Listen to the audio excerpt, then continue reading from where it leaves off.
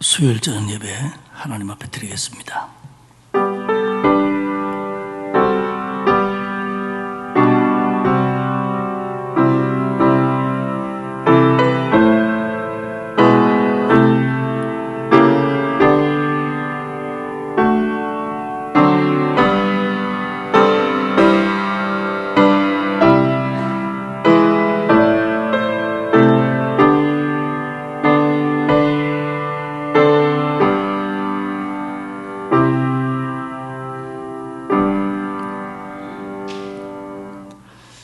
우리를 구원하사 자녀 삼아주시고 하루하루 매 순간 동행해 주시는 하나님의 은혜와 사랑 진심으로 감사를 드립니다.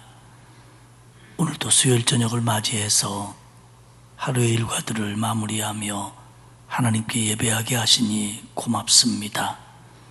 우리가 오늘 이 예배에 우리의 마음을 담게 하시고 하나님께서 주시는 위로, 평강, 응답, 축복을 경험하는 귀한 시간이 되도록 만들어 주옵소서.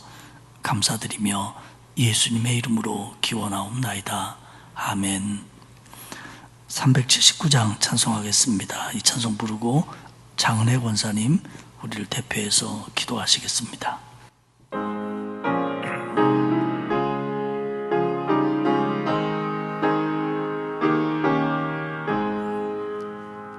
내 갈 길 멀고 밤은 깊은데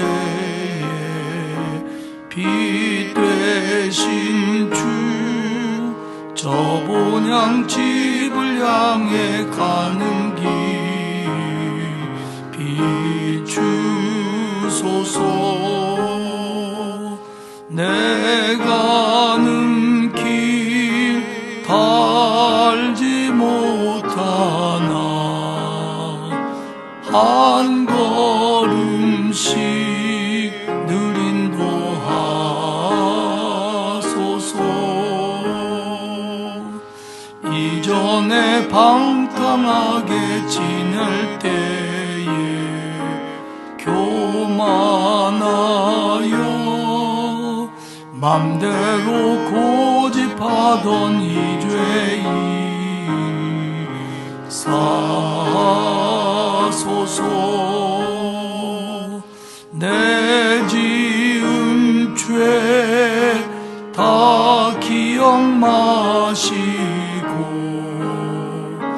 주 뜻대로 늘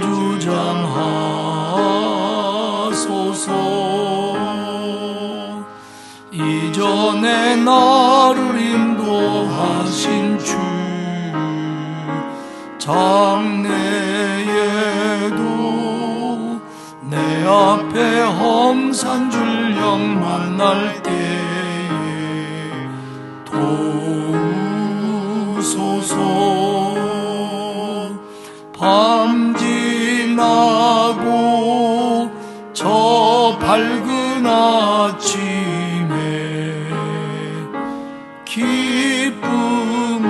기쁨으로 내 주를 만나리.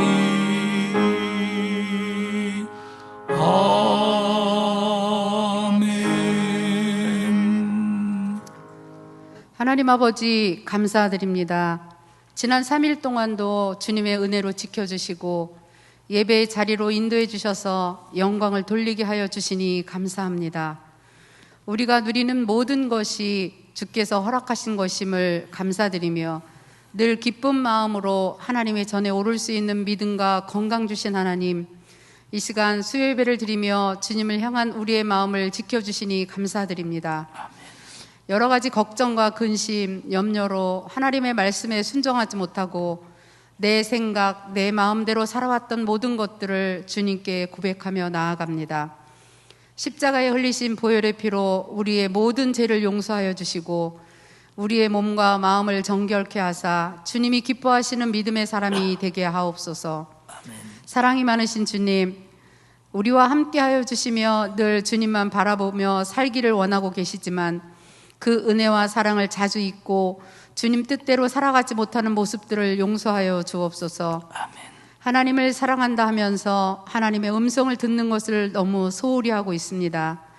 오늘 이 예배를 통해 하나님을 위해 살고자 하는 마음을 회복시켜 주시고 거듭나기를 바라는 마음으로 회개하여 엎드려 용서를 구하오니 우리를 용서하여 주시고 긍휼을 베풀어 주시기를 소망합니다. 아멘. 긍휼히 여김을 받을 만한 믿음을 허락하여 주셔서 긍휼히 여김을 받게 하여 주옵소서. 우리의 삶에 바쁜 것을 내려놓고 기도하며 예배를 우리 삶의 우선순위에 두게 하여 주시기를 기도합니다. 아멘. 여러 가지 상황들로 인하여 대면 예배와 비대면 예배를 드리며 하나님을 향한 간절했던 마음이 점점 흐트러지고 영적인 침체에 빠져드는 우리 교회 식구들이 있을 줄 압니다. 하나님, 예배 자리에 모인 성도님들께서 우리 강서 가족 모두가 주님께 돌아오기를 간절히 바라며 기도하오니 예배가 회복되어 위기가 기회가 되게 하셔서 감격스러운 예배와 우리의 마음과 영혼이 십자가만 바라보고 감사와 감격이 회복되는 믿음을 주옵소서. 이 시간 우리 목사님께서 말씀을 전하실 때 초대교회의 사도들이 전한 복음이 선포되기를 기도합니다. 말씀의 능력과 권능이 있는 말씀을 들고 하나님의 은혜를 갈망하며 사명의 열정을 품게 하시고 속사람이 날마다 새로워져서 영적인 부흥이 있고 하나님을 영화롭게 하는 성도님들이 되게 하여 주옵소서. 하나님, 이 시간 부목사님들과 우리 교육장님들의 영육간의 강건함을 위하여 기도하오니 모든 분들이 말씀을 전하실 때에 말씀을 듣는 모든 이들의 삶이 변화되는 목마름에 해가를 시켜주는 생명력 있는 능력의 말씀만 전하실 수 있도록 인도하여 주시기를 원합니다. 특별히 우리 교회 교육기관을 기억하여 주시옵고 건강하고 튼튼한 교회 학교가 되기를 기도합니다. 특별히 2022년 여름 성경학교와 여름 수련회를 기억하여 주옵소서. 이 일을 위해 금식하며 기도하는 목사님, 전도사님, 교사들을 축복하여 주시기를 기도드립니다. 많은 학생들과 선생님들이 주님을 만나는 역사가 일어나게 하시고 인생의 전환점들이 일어나는 놀라운 변화가 있게 하여 주옵소서. 사랑의 하나님, 우리 교회의 몸이 아프거나 불편하신 우리 가족들이 건강을 고쳐주시고 아프지 않도록 보살펴 주시며 약할 때 강함 주시는 하나님을 의지하며 혼자가 아님을 늘 알게 하여 주시고 육체의 고통에서 이겨낼 수 있는 힘을 주시며 병을 고쳐 주옵소서. 아멘. 이 시간 주님의 깊은 임재 안에서 하나님의 음성을 듣는 시간 되기를 원합니다. 주님의 사랑과 은혜로 넘치는 시간이 되게 하여 주실 것을 믿으며 우리의 소망 되시는 예수님의 이름으로 기도드립니다. 아멘. 아멘.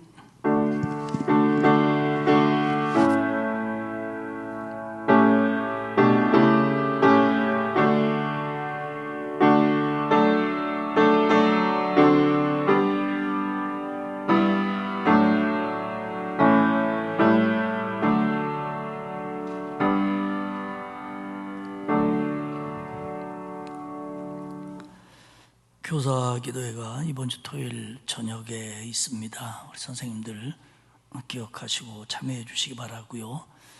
7월 첫 주일부터 식당도 열고 오후 예배도 드리게 되기 때문에 아마 그때를 즈음해서 티크바도 카페도 열어야 됩니다. 그래서 그 토요일이나 주일 중에 두 개를 다 하셔도 괜찮고 또 그 중에 어떤 시간만도 괜찮습니다. 자원봉사해 주실 분들 찾고 있습니다. 자원해 주시고 또 추천해 주시기를 바랍니다. 하나님의 말씀은 열왕기상 1장 1절에서 14절까지 교독하도록 하겠습니다. 1장 1절에서 14절까지입니다. 제 성경으로는 508페이지에 있습니다. 열왕기상 1장 1절에서 14절까지 교독합니다. 다윗 왕이 나이가 많아 늙으니 이불을 덮어도 따뜻하지 아니한지라.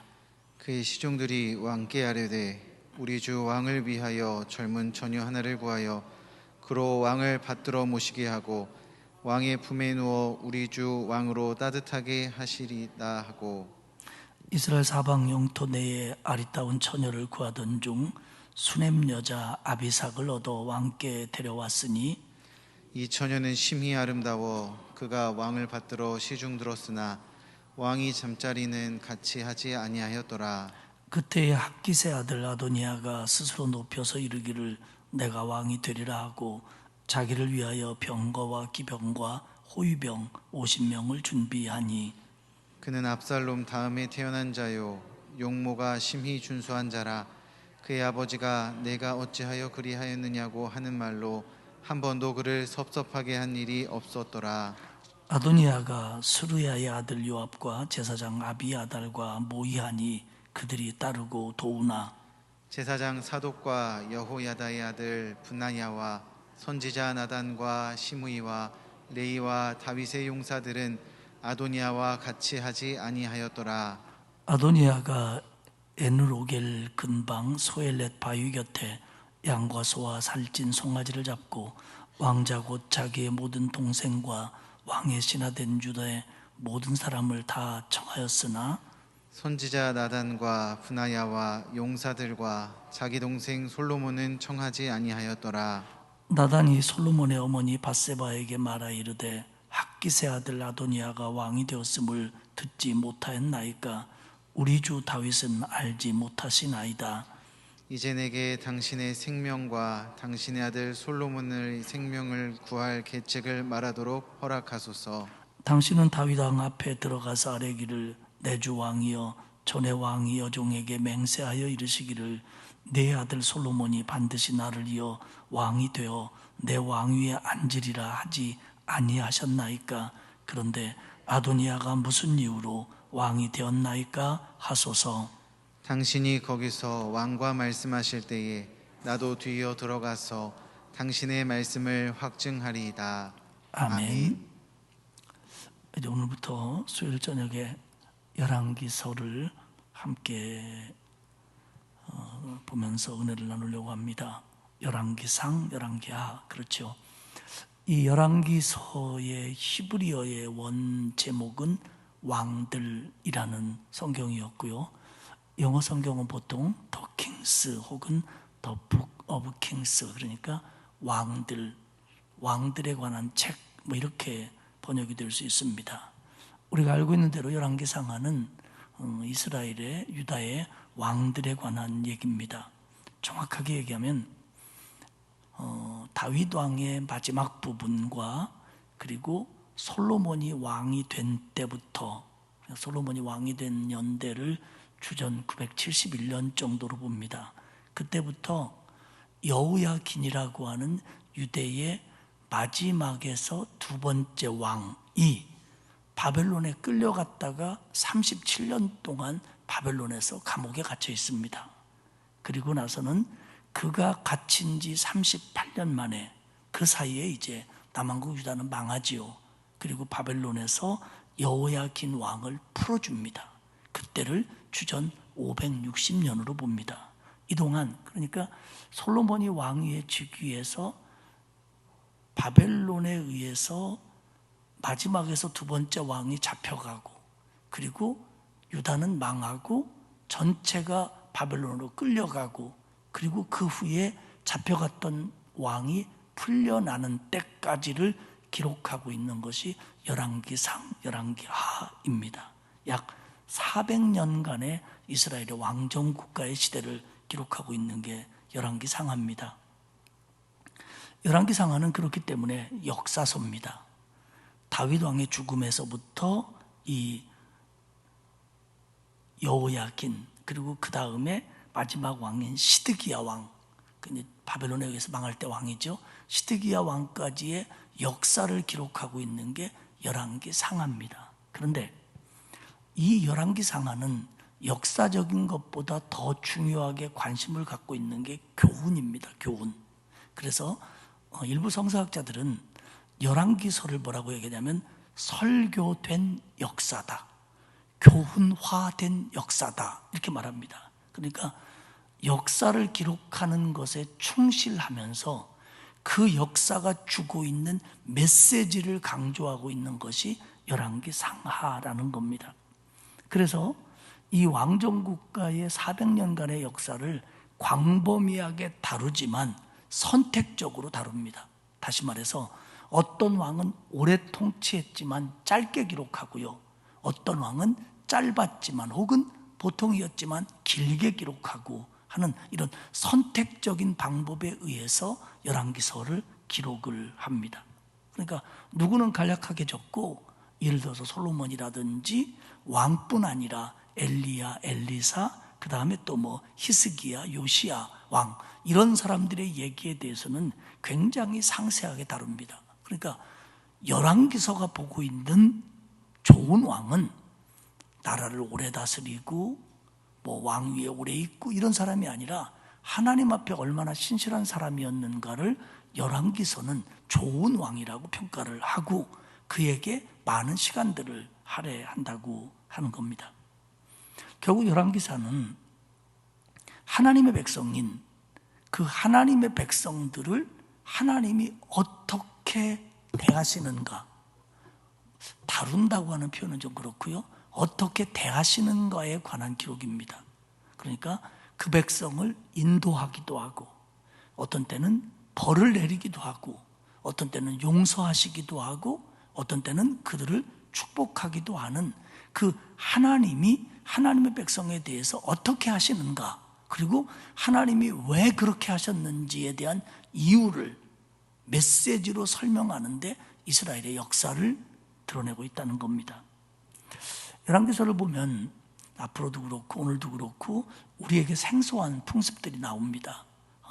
이해할 수 없는 일들도 있고 또 우리가 받아들이기 어려운 얘기도 있어요. 그리고 우리하고 너무 상관이 없는 얘기처럼 보이는 것들도 있을 수 있습니다. 그러나 열왕기서에서 그 왕들의 얘기라고 하지만은 왕들과 관계된 사람들의 얘기고 하나님의 백성의 대표로서의 왕의 얘기이기 때문에 결국 하나님의 백성들의 얘기입니다. 그러면 그들의 범죄라든지 그들의 위험이라든지 그들의 실패라든지 또 그들의 회개, 회복, 순종, 축복 이런 것들은 시대를 달리하고 문화와 풍습을 달리하지만 오늘을 살아가는 하나님의 백성인 우리들에게도 우리가 경험하는 것과 우리가 대하는 것과 만나는 것과 많이 다르지 않습니다.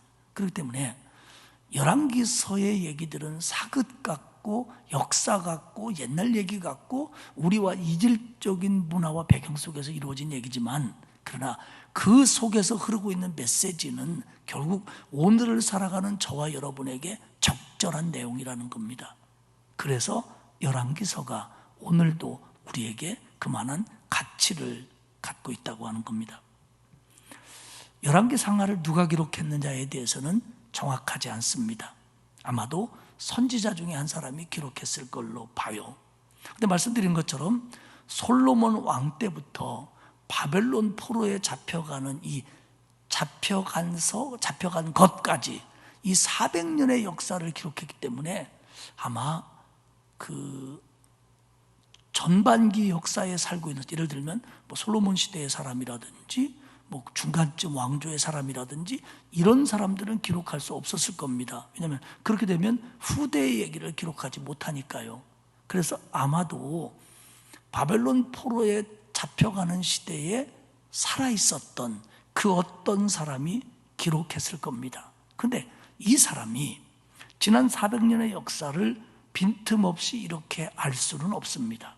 그렇기 때문에 그는 그 당시에 있었던 자료들을 참고했을 겁니다. 그래서 열왕기 상하를 보면 그 안에 있었던 자료들에 대해서 언급합니다. 예를 들면 솔로몬의 행장이라든지 유다 왕의 역대 지략이라든지 이스라엘 왕의 역대 지략이라든지 그런 데 기록되어 있다라고 표현하는 것들이 나옵니다. 그렇기 때문에 그 바벨론에 포로 잡혀가는 시대에 살았던 어떤 선지자가 그때 이스라엘 백성들이 가지고 있었던 지난 400년간의 역사적인 것들에 대한 기록을 토대로 그가 하나님 앞에 가지고 있는 그의 신앙과 그의 신학을 바탕으로 기록되었을 걸로 봅니다. 그리고 열왕기서는요, 열왕기서하고 비슷한 게 이제 역대상하가 있는데 이게 라인이 좀 달라요. 그러니까 여호수아서, 사사기, 그리고 사무엘상하, 열왕기상하는 이게 같은 맥락으로 기록이 되어 있습니다. 그러니까 이것을 뭐라고 하냐면 신명기적 역사관이라고 합니다. 신명기적 가치관, 신명기적 역사관에 의해서 이걸 기록했다 그럽니다. 그러면 신명기적 가치관이 뭡니까? 신명기적 역사관이 뭡니까? 나는 너희의 하나님이 되고 너희는 내 백성이 되라. 그리고 너희가 내 말에 순종하면 나는 너희의 하나님이 되어서 너를 책임질 거다라고 하는 광야의 모든 사건과 메시지들을 다시 집약하여 이스라엘의 2세대들에게 가르쳐주고 있는 게 신명기입니다.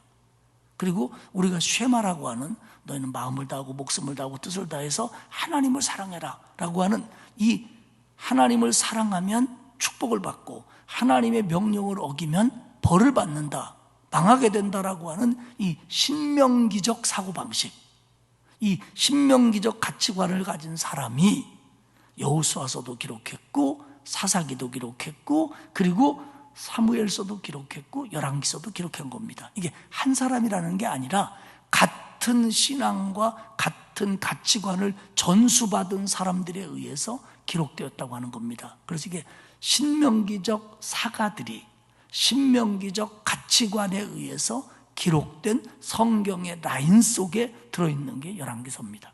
그래서 열왕기상은 사무엘 하에 이어지는 속편처럼 역사가 흘러요.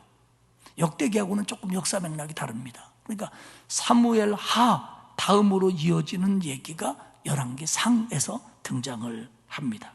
그러니까 이런 것들이 신명기적 역사관에서 기록이 됐다고 하는 거죠.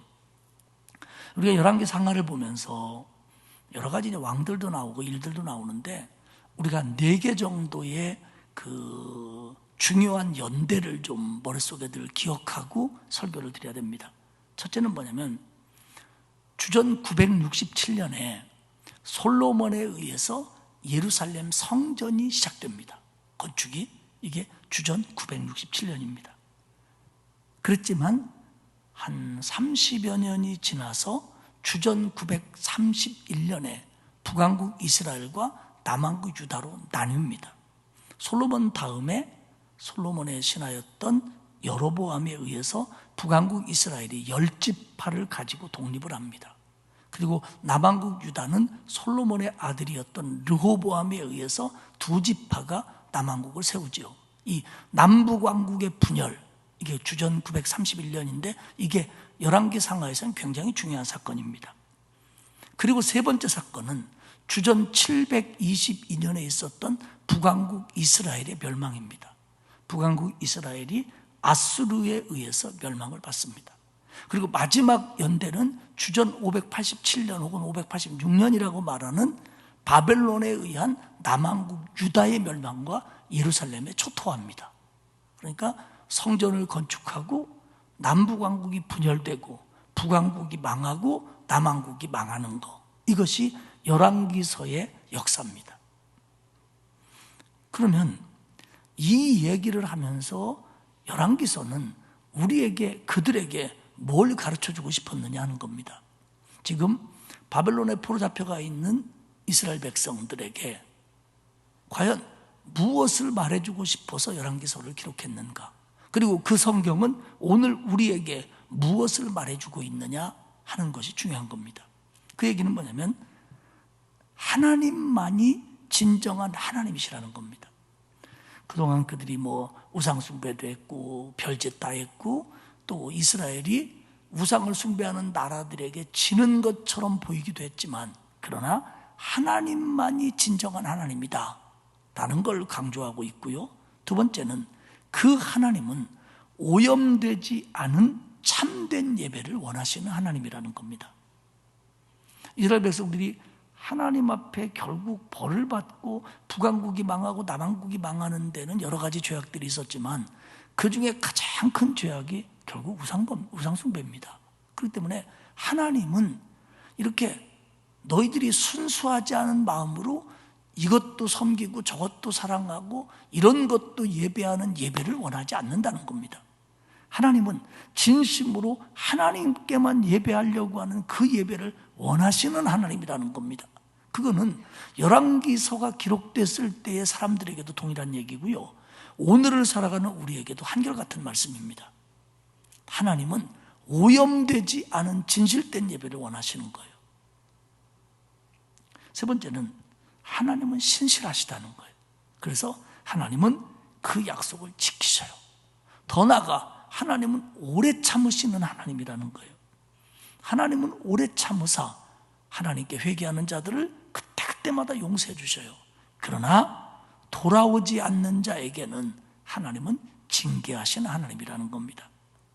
그리고 마지막으로는 그렇기 때문에 하나님의 백성은 하나님의 말씀에 순종해야 된다는 겁니다. 이것을 이론적으로 말하는 것이 아니라 이스라엘의 여러 왕들과 얽혀진 역사를 통해서 열왕기서는 우리에게 보여주는 겁니다. 하나님은 이만큼 신실하셨다.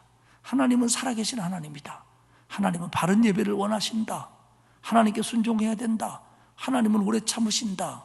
회개하면 언제든지 용서하신다. 그러나 끝까지 안 돌아오면 하나님은 이렇게 하시는 하나님이다. 이런 것들을 열왕기서를 통해서 저와 여러분에게 말해주고 싶어 하십니다. 그 열왕기서를 기록한 선지자는 첫 번째로 그 백성들에게 하나의 해답을 주고 싶었을 겁니다. 그건 뭐냐면 하나님의 백성인 우리가, 이스라엘 백성들 얘기입니다. 하나님의 백성인 이스라엘이 왜 나라가 망해서 바벨론까지 끌려왔냐? 아니, 우리에게 하나님이 있는데, 우리가 하나님의 백성인데 우리가 왜 망해서 바벨론까지 끌려왔느냐? 라고 하는 생각에 대한 신앙적인 해답을 제시하는 것이 첫 번째 목적이었습니다. 그래서 이스라엘의 과거를 얘기하고요, 회개의 필요성을 말하고요, 현재의 고난을 설명하고요, 그리고 미래에 대한 소망을 그들에게 던져줍니다. 우리가 왜 끌려왔냐? 우리의 죄 때문에 끌려왔다. 그래서 우리가 지금 이렇게 고난을 당하는 거다. 그러나 이것으로 우리가 끝나는 건 아니다. 우리에게는 소망이 있다. 하나님께서는 이스라엘 역사를 통해서 수많은 왕과 관련된 사람들에 의해서 회개할 때마다 구원의 손길을 내밀어서 그를 건지고 그 백성을 건져오셨다.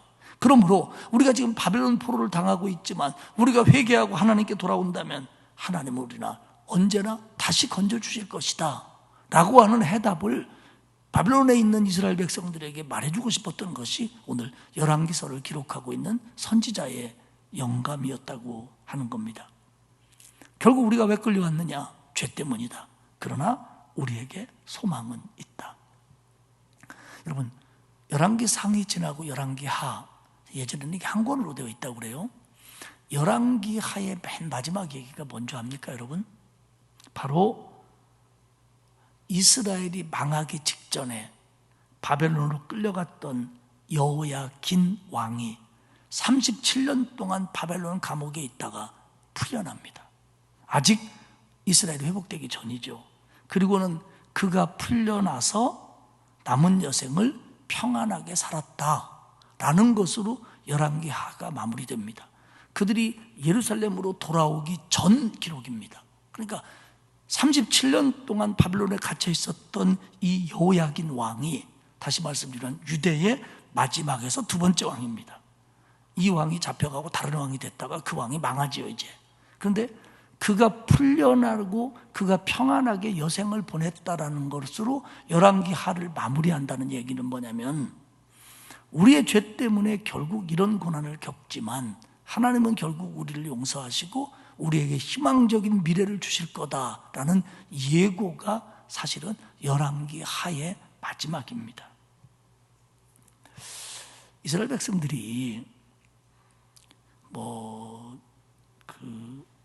출애굽기 광야 시대에도 그랬고, 가나안 땅에 들어가서 여호수아 때도 그랬고, 사사기 때도 그랬고, 사무엘이 선지자로 있을 때 사울왕 다윗을 거치면서도 그랬고, 죄들을 많이 져요. 그런데 이 북왕국과 남왕국으로 나눴을 때는 더 많이 그랬어요. 특별히 이 나라를 이끌어가는 왕들이, 그리고 제사장들이 얼마나 타락을 했었는지 몰라요. 북왕국은요, 그 북왕국의 연대가 한 209년 정도 됩니다. 그런데 20명의 왕이 다스렸어요. 근데 이 20명의 왕, 북왕국의 역사 속에서 왕이 20명이 있었는데 7명이 암살을 당합니다.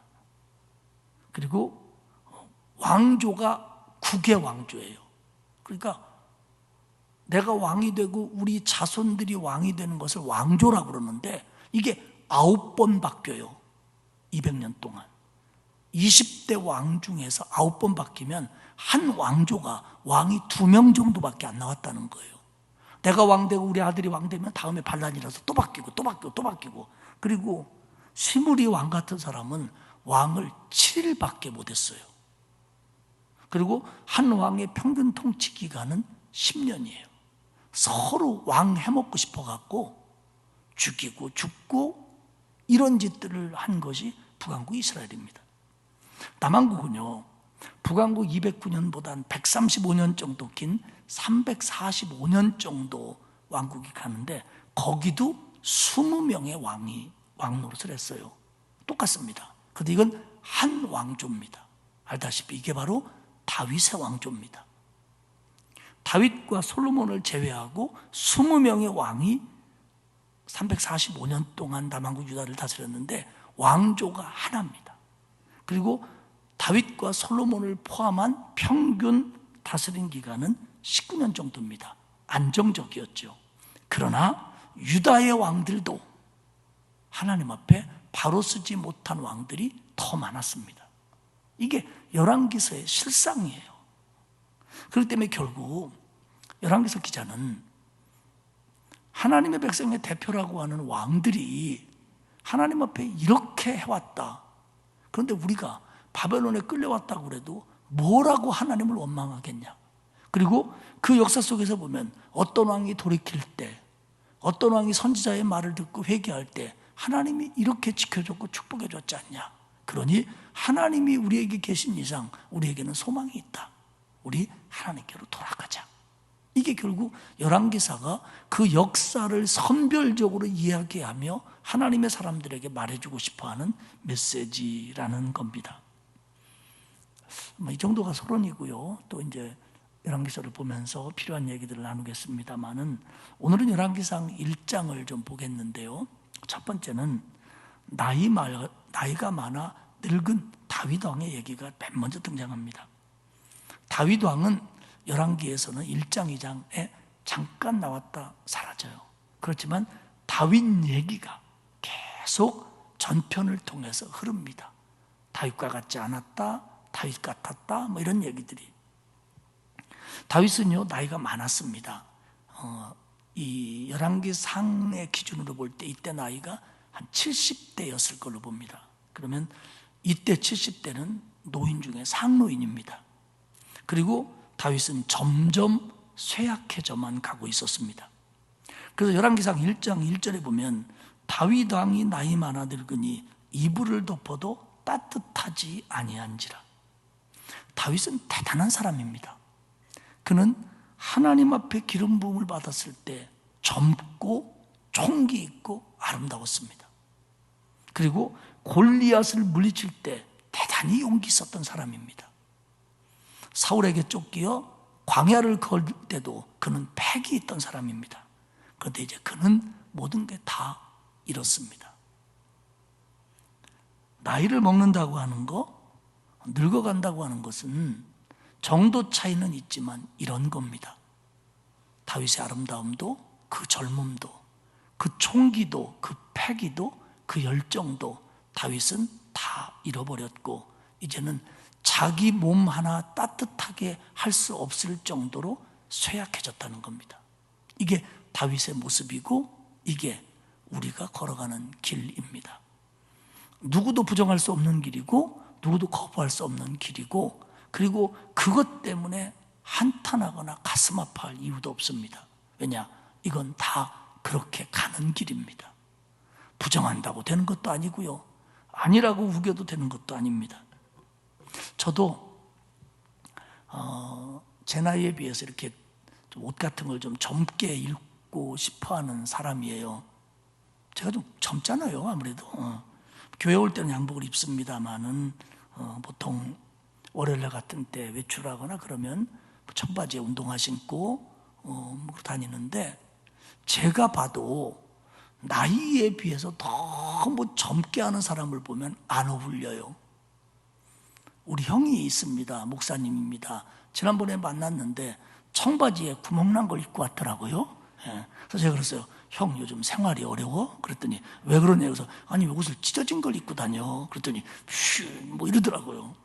근데 저는 젊은 사람이 청바지에 찢어진 거 입고 나왔으면 정말 돈 없어서 찢어진 거 입고 나왔어도 이뻐요. 근데 우리 형 목사님이 찢어진 청바지를 입고 온 건 이뻐 보이지 않더라고요.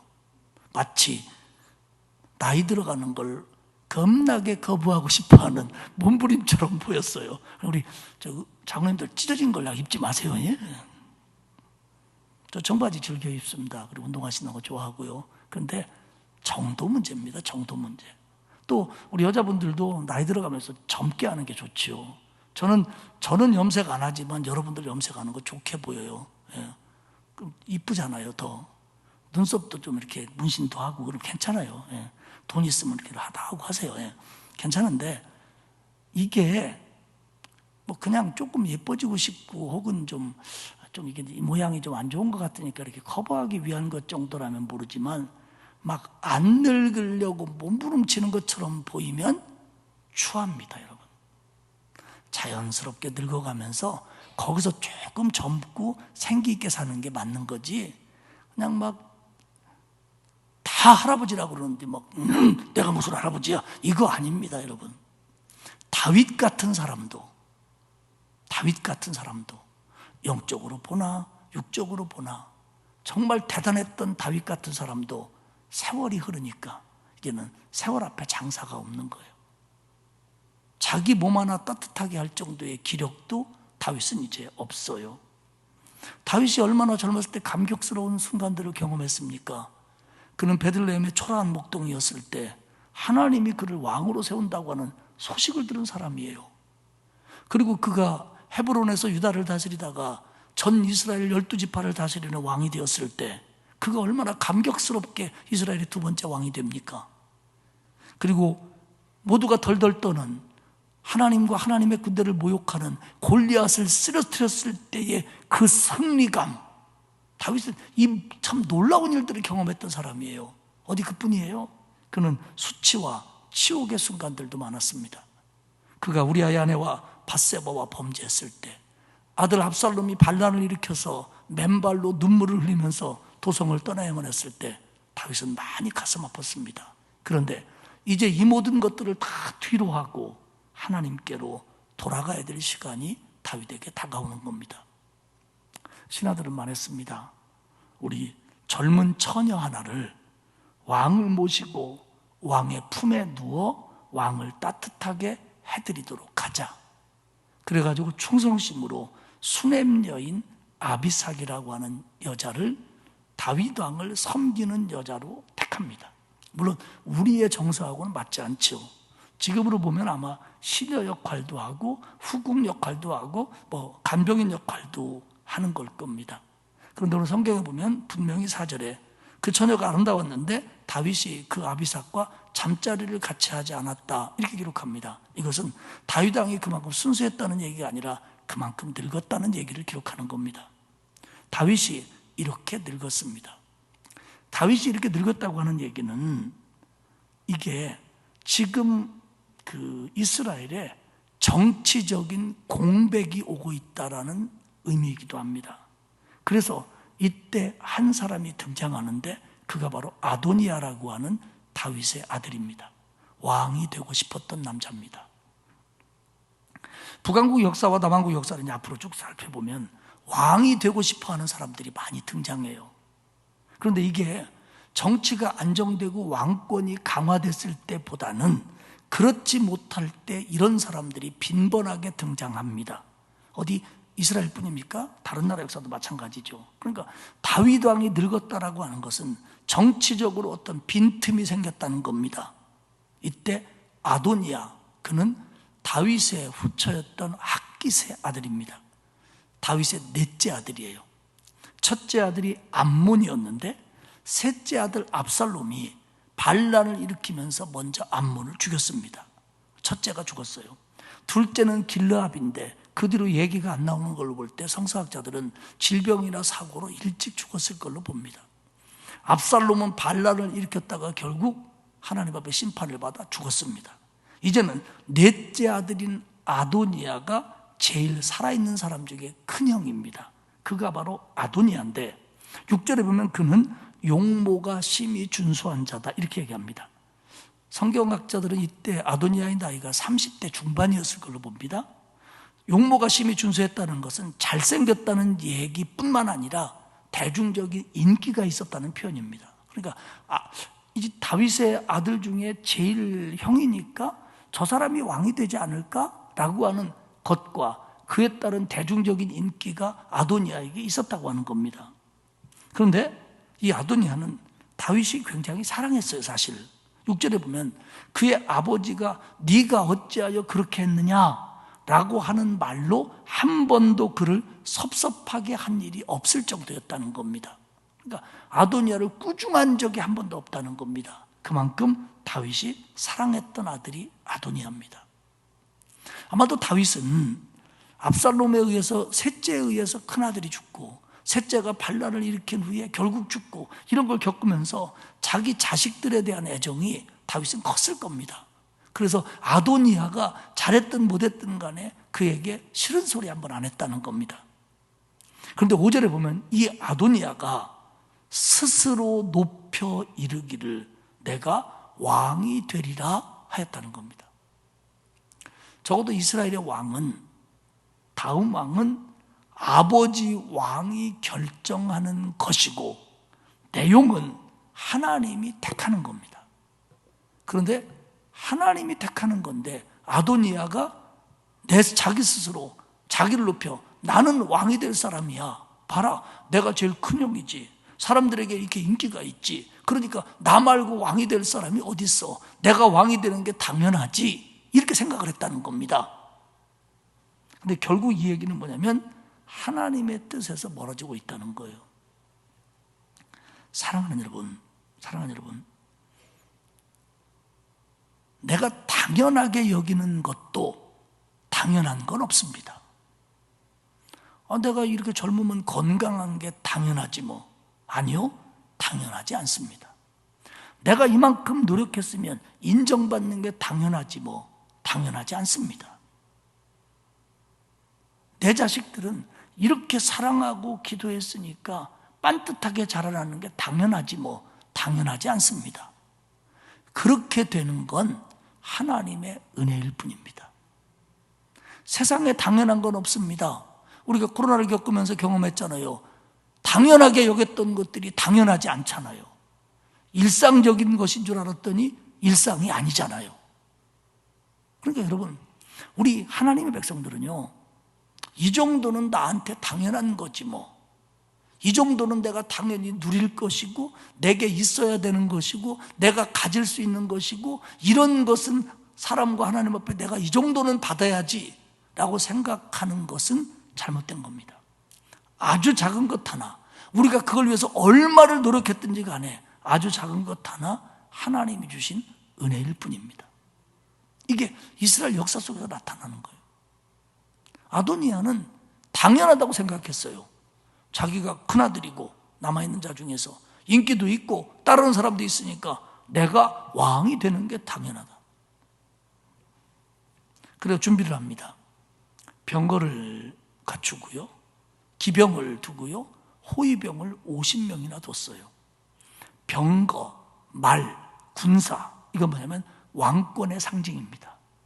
병거를 가지고 있고 말을 가지고 있고 군사를 가지고 있는 건 왕이나 가질 수 있는 거예요. 이걸 아도니아가 갖춥니다. 다시 말씀드리지만 왕은 하나님이 세우는 것인데 아도니아는 자기가 자기를 왕으로 만들려고 하고 있어요. 하나님의 뜻에서 멀어집니다. 그리고는 사람을 모읍니다. 스르야의 아들 요압 장군, 제사장 아비아달, 그리고는 9절에 보면 에느로겔 근방 소엘렛 바위 곁에서 자기가 왕이 되는 출정식을 합니다. 양을 잡고 소를 잡고 살찐 송아지를 잡고 자신의 동생들, 그러니까 왕자들을 다 부르고 그 다음에 왕의 신하들을 다 초청해가지고 거기서 자기가 왕이 되기 위한 출정식 파티를 벌립니다. 그런데 이 파티에 가담하지 않은 사람이 제사장 사독, 그러니까 이때 제사장이 한 사람이 아닙니다. 제사장 사독 여호야다의 아들 분하냐, 사령관이었고 경호실장 정도 되는 사람입니다. 분하야. 그 다음에 선지자 나단, 시므이, 레위, 그리고 다윗의 용사들은 가담하지도 않았고 초청하지도 않습니다. 이렇게 아도니아는 자기의 측근들과 그리고 왕이 되기 위해서 준비한 것들을 가지고 자기가 왕이 되기 위한 무슨 선포식인지 오늘 말하면 무슨 전당대회인지 출정식을 벌였습니다. 이것을 안 나단과 밧세바의 반격입니다. 이제 이걸 그냥 두면 이 아도니아로 대세가 굳어질 수도 있는 상황입니다. 그러자 이것이 하나님의 뜻이 아니라는 것을 안 나단 선지자가 밧세바를 찾아갑니다. 지금 아도니아가 이렇게 하고 있는데 사람들이 이렇게 모았고 이렇게 힘을 결집했고 이제 곧 정말 왕 노릇하고 다닐 텐데 이것을 다윗 왕이 모르고 있습니다. 그러니 대책이 필요합니다. 만약에 이렇게 된다면 당신과 당신의 아들 솔로몬의 생명은 구할 수가 없습니다. 그 당시에 왕권 싸움에서 지면 죽는 겁니다. 우리나라도 마찬가지였죠. 그래가지고 둘이 대책을 세웁니다. 밧세바가 먼저 다윗 왕에게 찾아가서 당신이 솔로몬을 왕으로 세운다고 약속하지 않았습니까? 그런데 왜 아도니아가 왕이 되도록 내버려 두시는 겁니까? 그렇게 얘기해라. 그러면 나단도 따라 들어가서 그 얘기를 확증시켜 주겠다. 그렇게 하고 그들이 먼저 밧세바가 다윗 왕에게 들어갑니다. 그래서 이야기를 합니다. 왕이시여, 당신이 저에게 솔로몬이 왕이 될 거라고 약속하지 않았습니까? 그런데 어떻게 해서 아도니아가 지금 왕이 되려고 하는 겁니까? 그가 요압과 아비아달과 왕의 신하들을 모아놓고 지금 이런 짓을 벌이고 있습니다. 온 백성은 당신이 다음 왕이 누가 될 것이라고 공포하기를 기다리고 있습니다. 아도니아가 왕이 된다면 당신이 세상을 떠난다면 나와 솔로몬은 죽습니다. 그러자 나단이 다시 들어가서 25절에 얘기합니다. 왕자들, 군사령관, 제사장 아비아달, 그 외에 많은 사람들이 모여서 말하기를 아도니아 왕은 만세수를 하옵소서, 이렇게 외치고 지금 난리 났습니다. 그들에게 왕은 지금 아도니아입니다. 그러자 다윗 왕이 늙었지만 이때까지도 총기가 분명했던 것 같아요. 그래서 32절에 보면 제사장 사독과 선지자 나단, 군사령관 분하야를 불러서 말합니다. 솔로몬을 내 노새에 태워서 기혼샘으로 가라. 거기서 제사장 사독과 선지자 나단이 그에게 기름을 붓고 뿔라바를 불어라. 그러니까 왕의 노새를 타라고 하는 건 뭐냐면 왕의 전용 차량에 실어서 기온샘으로 가서 모든 백성들이 보는 가운데 다윗 왕의 다음 후계자는 솔로몬이다라고 제사장과 선지자가 그에게 기름을 부어라. 그리고 왕이 되었다고 하는 나팔을 불어라. 그리고 백성들은 솔로몬 왕이여 만세수 하옵소서 외치게 하라.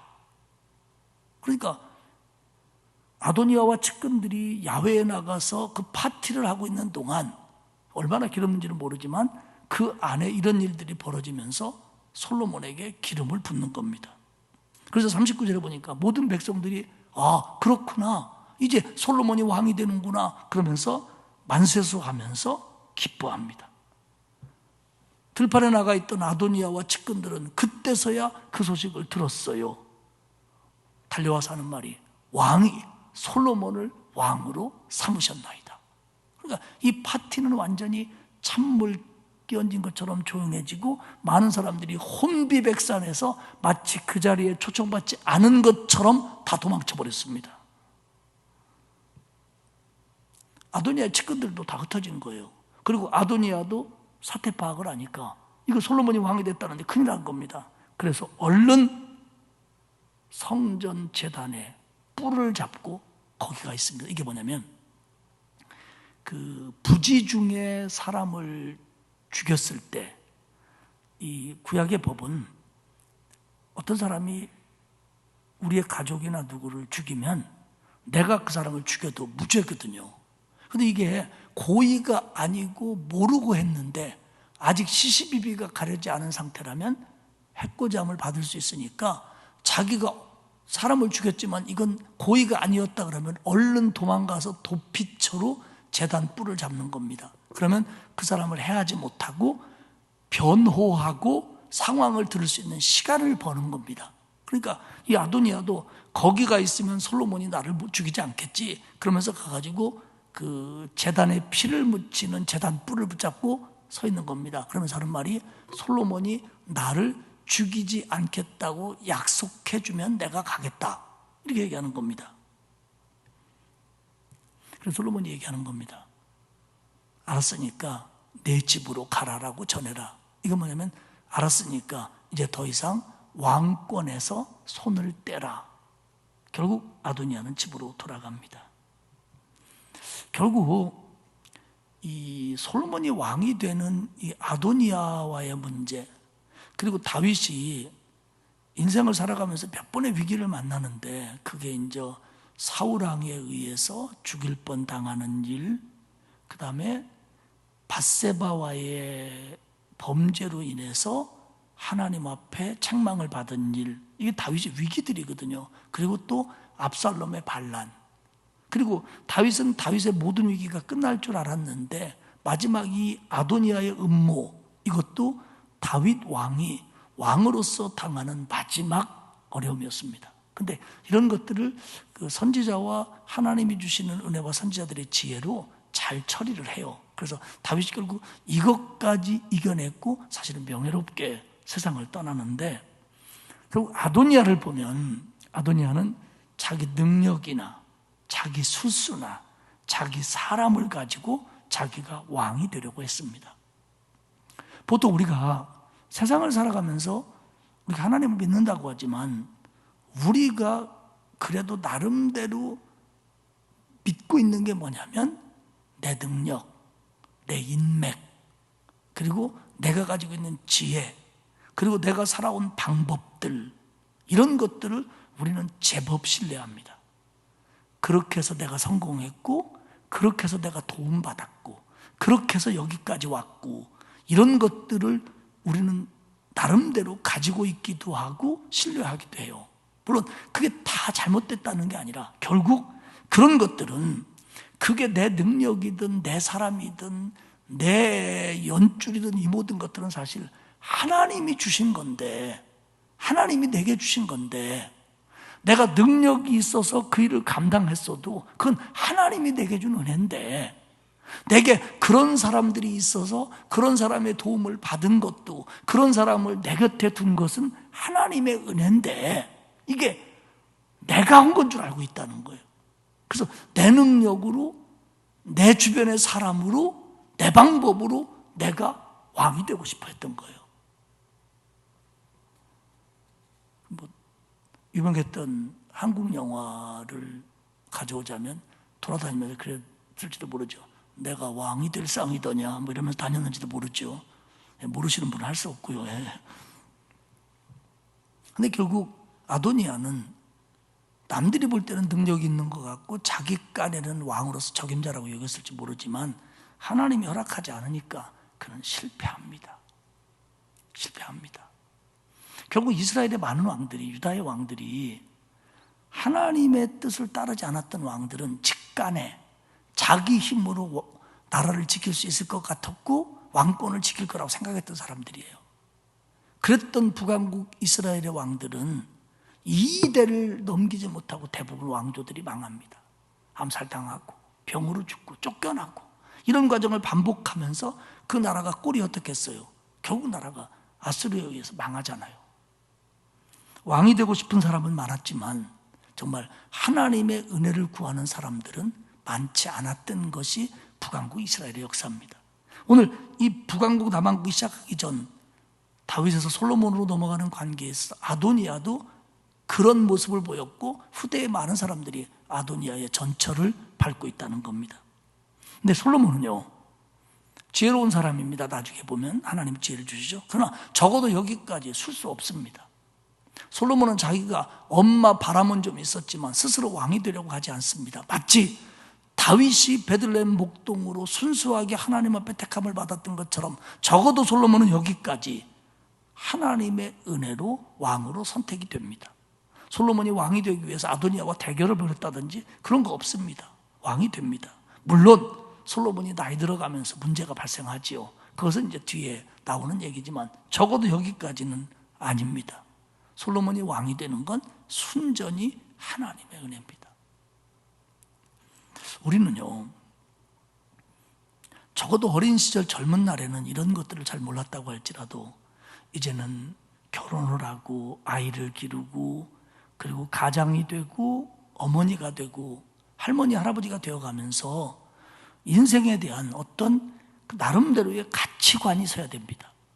그게 앞서서 말씀드린 것처럼 적어도 여호수아서를 기록하고 사사기를 기록하고 사무엘서를 기록하고 열왕기상하를 기록한 사람들은 동일한 가치관을 가지고 있어요. 그게 뭐냐면 신명기적 가치관입니다. 하나님의 말씀에 순종해야 하나님이 우리 하나님이 되고 하나님이 우리를 지켜주신다. 우리가 하나님의 명령을 어기면 우리는 하나님의 백성으로서 떨어져 나갈 수밖에 없고 하나님 앞에 벌을 받는다 라고 하는 이 신명기적 가치관.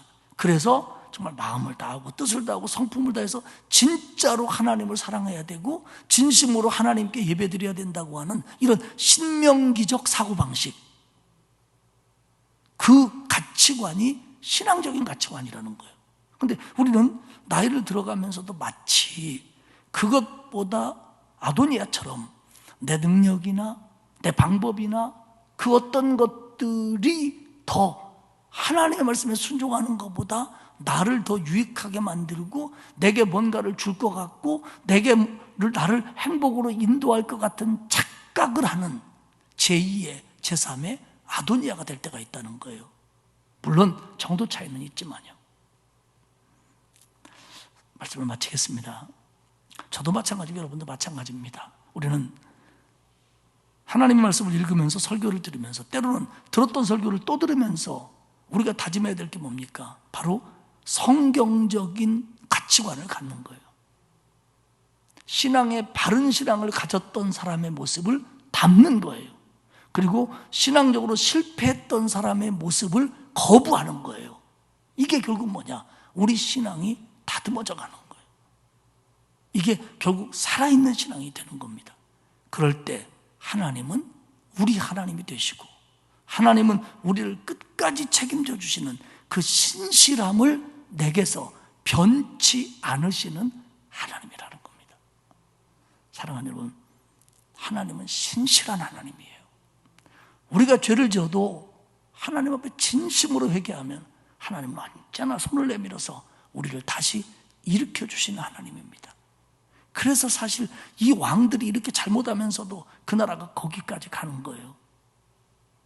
그렇기 때문에 오늘 말씀을 통해서 늘 우리의 모습들을 새롭게 하시고 또 내게 잘못된 모습이 있다면 하나님 앞에 진심으로 회개해서 우리를 돌이키고 신앙적 가치관, 다시 말씀드리면 신명기적 사고방식을 가지고 하루하루를 살아가고 그래서 믿음으로 승리하는 저와 여러분이 되시기를 주님의 이름으로 축복합니다.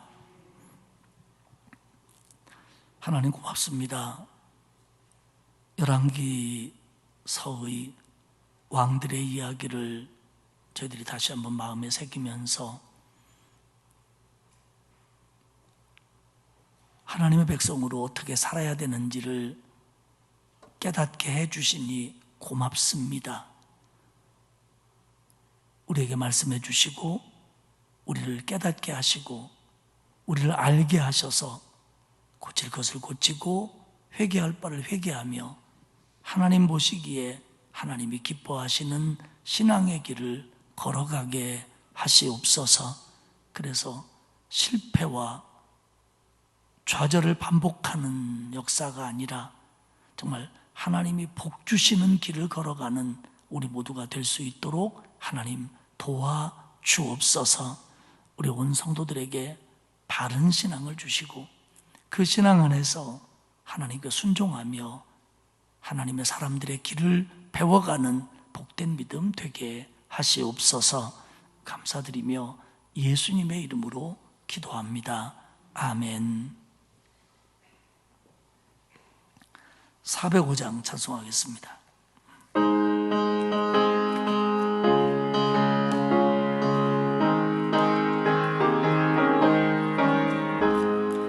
주의 친절한 팔에 안기세 우리 마음이 평안하리니 항상 기쁘고 복이 되겠네 영원하신 팔에 안기세 주의 팔에 그 크신 팔에 안기세 주의 팔에 영원하신 팔에 안기세 날이 갈수록 주의 사랑이 두루 광명하게 비치고 천성 가는 길 편히 가리니 영원하신 팔에 안기세 주의 팔에 그 크신 팔에 안기세 주의 팔에 영원하신 팔에 안기세 주의 보좌로 나아갈 때에 기뻐 찬미 소리 외치고 겁과 두려움 없어지리니 영원하신 팔에 안기세 주의 팔에 그 크신 팔에 안기세 주의 팔에 영원하신 팔에 안기세. 옆에 계신 분들과 이렇게 인사하겠습니다. 하나님 앞에서 더 순종합시다. 인사하겠습니다. 하나님 앞에서 더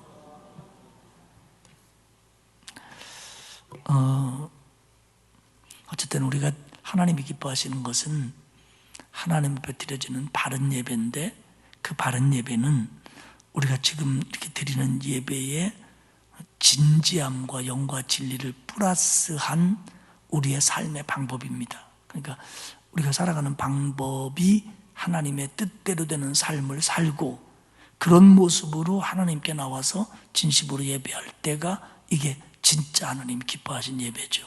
이게 어디선가 고장나면 회개하고 고치고 바로잡아 드리는 게 그게 바른 예배고 하나님이 기뻐 받으시는 예배고 복 주시는 예배입니다. 집에서 이렇게 하고 드리는 예배는 그거하고는 좀 거리가 좀 있을 것 같아요. 그러니까 그렇지 않기를 바랍니다. 한 번 더 기도하겠습니다.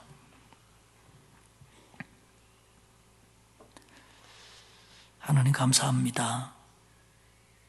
부족하고 연약한 저희들을 구원하사 하나님의 백성 삼아주시고 우리의 연약함과 잘못됨을 아시기에 또 말씀을 통해서 말해주시고 또 점검받게 하시고 바로잡게 하시니 고맙습니다. 하나님, 말씀을 전하는 자나 듣는 자 모두가 하나님 말씀 앞에 겸손하게 하시고 하나님이 내게 어떤 말씀을 하시려고 하는지를 마음 문을 활짝 열고 듣고 순종하는 복된 사람들 다 되도록 만들어 주옵소서. 교만하지 않게 하시고 회개를 주저하지 말게 하시고 말씀에 의해서 지적받음을 감사하게 여기며 새로운 변화를 시도하는 우리 모두가 될 수 있도록 하나님 도와 주옵소서. 예배에서 멀어진 사람, 말씀에서 멀어진 사람, 교회 공동체에서 멀어진 사람들을 긍휼히 여기셔서 다시 한번 주께로 돌아올 수 있도록 하나님 불러주시고 강권하여 주옵소서. 남은 한 주간을 살아갈 때에도 우리가 하나님의 팔에 안겨 주님의 인도하심과 주님의 복주심을 따라가는 그런 하루하루가 되게 하시옵소서. 코로나와 여러 가지 질병과 아픔과 고통과 눈물로부터 우리를 지켜주시고 그 모든 것을 이겨낼 수 있는 힘을 하나님께서 날마다 공급하여 주옵소서. 이 예배에 예물을 드리는 손길들을 기억하시고 복되게 하시며 그 감사를 흠양하여 주옵소서. 돌아가는 발걸음도 지켜주실 줄 믿고 예수님 귀하신 이름으로 기도드리옵나이다. 아멘.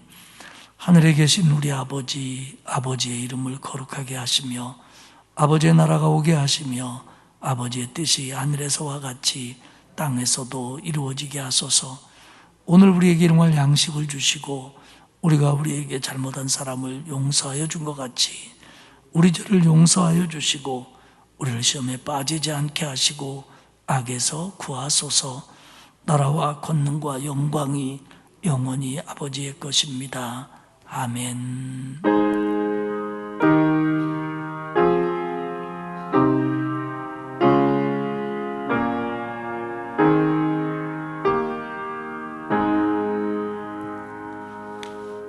말씀 붙들고 기도하시다가 자유롭게 귀가하시도록 하겠습니다. 한 음성으로 기도합니다.